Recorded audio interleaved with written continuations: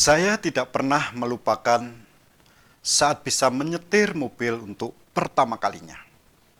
Anak saya ada di sebelah, dan ketika mau masuk ke garasi rumah yang posisinya naik, mobil tiba-tiba mundur sehingga saya panik.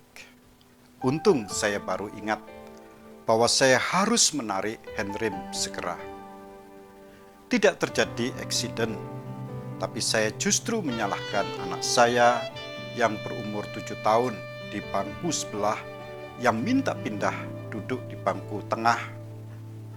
Aneh memang, saya memarahinya seakan-akan karena rengekan itu yang membuat mobil itu mundur. Dalam keseharian, kita seringkali tidak mau dipersalahkan oleh orang lain atau siapapun atas apa yang kita perbuat. Maunya kita menjadi manusia yang sempurna, di mana setiap tindakan kita selalu benar dan selalu tepat. Jangankan tindakan kita yang kita anggap benar dan kemudian dipersalahkan oleh orang lain. Tindakan yang salah pun bisa jadi kita berusaha untuk menangkis dan membela diri dan ngotot bahwa kita merasa benar. Celakanya, kalau situasinya mendesak dan kita merasa terdesak, bisa saja kita malah mencari orang lain untuk dipersalahkan. Itu karena si A keadaannya seperti ini. Atau kalau bukan karena si B, pasti kejadian ini tidak akan berlangsung, dan seterusnya. Prinsipnya, kita ingin hidup merasa aman, walaupun kita sudah melakukan kesalahan dan tindakan yang keliru. Padahal dengan melempar kesalahan kita kepada orang lain, maka artinya kita telah menentukan korban dari kesalahan serta tindakan kita yang keliru. Dan jika orang lain berhasil dijadikan korban, maka artinya kita membangun diri menjadi orang yang sempurna di atas penderitaan orang lain. Berikutnya, menempatkan diri berusaha untuk tampil sempurna, padahal kita bersalah. Maka kita kehilangan kesempatan untuk memperbaiki diri dari kesalahan. Masih ingat ketika Adam didatangi oleh Tuhan setelah melakukan pelanggaran terhadap firman Tuhan?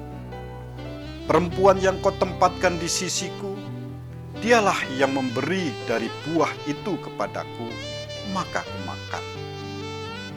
Sifat dasar kemanusiaan kita untuk selalu, tanda kutip, cuci tangan, itu terus berlanjut oleh keturunan Adam berikutnya, yaitu ketika Kain baru saja menghilangkan nyawa adiknya Habel, dan Tuhan ingin mendiskusikannya dengan bertanya, "Di mana Habel adikmu itu?" Kain malah menjawab begini, "Aku tidak tahu. Apakah aku penjaga adikku?" Kejadian 4 ayat 9. Bisa saja kita berhasil mengelabui orang lain dan menganggap kita sempurna, karena orang lain tidak mengetahui tindakan salah yang kita lakukan.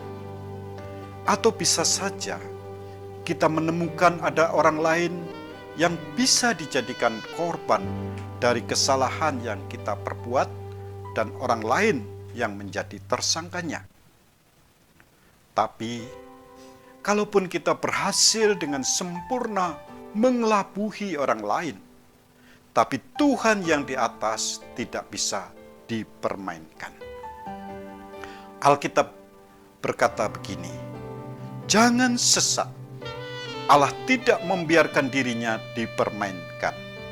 Karena apa yang ditabur orang, itu juga yang akan dituainya." Galatia pasal 6 ayat 7.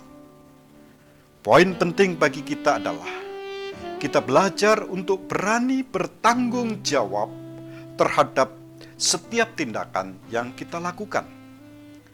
Karena dengan berani mengakui sebuah tindakan kesalahan yang kita lakukan, maka akan membebaskan kita dari ketidaknyamanan dalam hidup ini. Bukan soal melulu urusan berdosa dan hukumannya, tapi bagaimana pengakuan akan kekilafan kita sebagai manusia akan membebaskan kita dari berbagai tuduhan hati nurani yang membuat kita tidak akan tenang dan nyaman dalam hidup. Karena memang kita bukanlah manusia super. Demikian.